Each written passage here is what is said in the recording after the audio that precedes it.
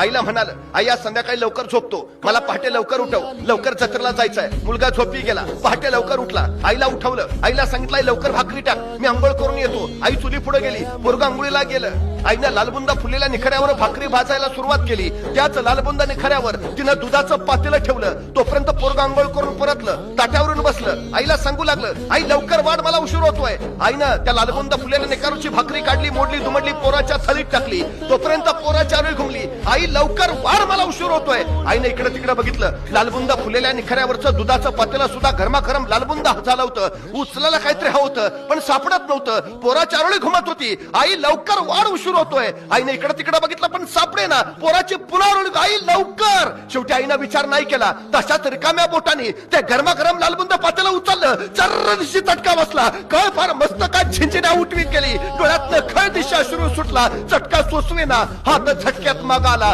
पदरात गुंडाळला गेला. पण तोपर्यंत पोराची पुन्हा आरोळी घुमली. आई लवकर वाढ, उशीर होतोय. आईनं भाजल्या बोटांचा विचार नाही केला. त्याच भाजल्या बोटांनी त्या गरमागरम लालबुंदा पातेलं पुन्हा एकदा उचललं. पुन्हा एकदा चर्र दिशी चटका बसला. कळ फार काळचा थेट करत गेली, पण खट्ट धरलं पातेलं. सगळा चटका सोसत राहिली. पोराच्या थाळीत दूध ओतत राहिली.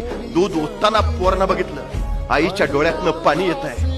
पोरग मान खाली घालून दुधात भाकरी कुस्करून निमुटपणे जेवायला लागलं. पोराचं जेवण झालं. पोरग जत्रेला निघालं. आईनं कुशीत घेतलं, डोक्यावरनं हात फिरवला. त्याला सांगितलं, नीट जा, नीट ये, फार वेळ थांबू नको, अंधार पडायच्यात घरी ये.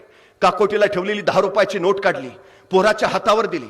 सांगितलं, काहीतरी खायचं, काहीतरी घ्यायचं, उपाशी राहू नकोस. पोरग 10 रुपयांची नोट घेऊन जत्रेला गेलं.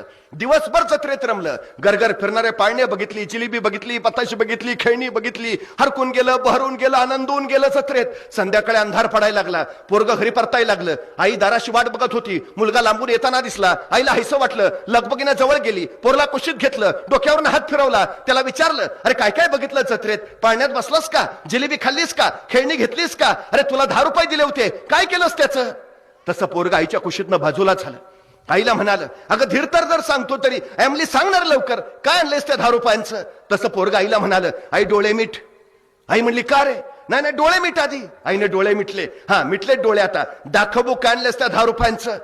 आई डोळे मिट, नीट घट्ट उघडायचे नाहीत अजिबात.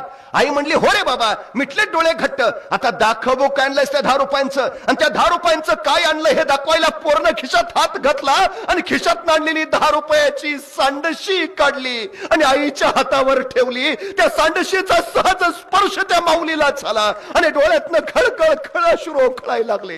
पोरला घट्ट उराशी कवटाळलं. अरे धन्य झाली कुसुमाची,